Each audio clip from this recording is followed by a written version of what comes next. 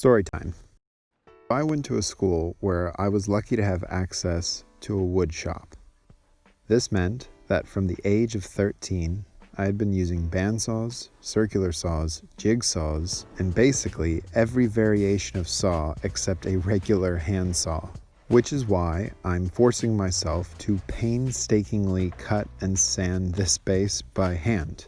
I need a wooden base because the model I want to mount to this is, well, huge. And I need a circle because aesthetics. It isn't perfect by any means, but when it's done, I'll get to say I made it, and I'll be a little better at using a handsaw for the next time. I did end up cheating a little by using my Dremel, but what can I say? I like being lazy. The centerpiece for this base is going to be some driftwood I found on the beach, and after a nice toasty bake in the oven, it's ready to be mounted. I'm starting off with my usual process, which is to set up a ground layer. Using we'll call it medium quality wood glue and a sponge, I cover the entire block so I can get it ready for some very fine sand. Also sourced from the beach and baked in the oven. Oh, and you can see here I've started collecting glass jars. I'm obsessed with this one brand of peanut butter, which is why I have so many. But also I like being able to see the various materials and flock that I have. Once the sand had some time to dry, I moved on to adding some stones for more variation. Each pass, I take some watered down glue and wet everything down completely. Plus, while I wait for glue to dry, I get to have a noodle break.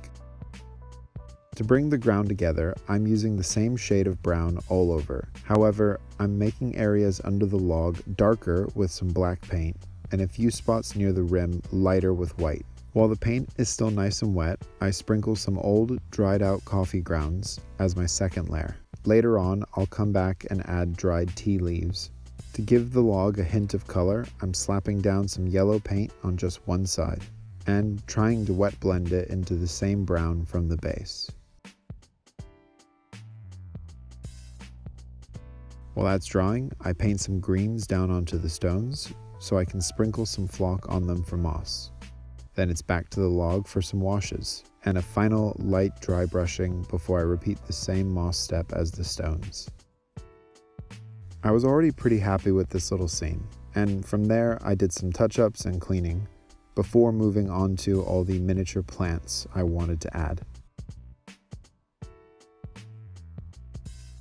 I have found that pretty much every plastic tree or plant that I've ever found still needs to be touched up with paint. And honestly, it's easy enough to do by hot gluing them down to some card and using a brush. If you're able to visit nature reserves or national parks, you'll find that it's impossible to overdo the greenery. There are tons of different plants in wild forested areas, so I'm just going for it here.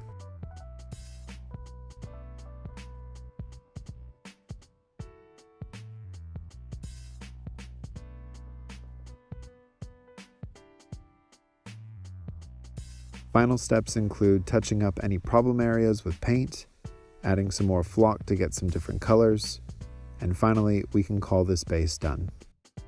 I just wanted to say that not only has this been a really fun project and easily my best miniature base, well, I guess technically my only miniature base really, but I just also wanted to say I appreciate you for watching until the end. If you haven't already, I'd really like it if you could hit that like button. Hey, wait a minute, buddy. What are you doing with the drill? We need a hole to mount the miniature to the base. Okay, that's a big drill bit. Nah, don't worry about it. It'll be fine. Nothing could possibly go wrong. Well, I guess subscribe if you want to see the BC that goes on to this base. As always, be safe, keep crafting, and have a happy new year. Cheers.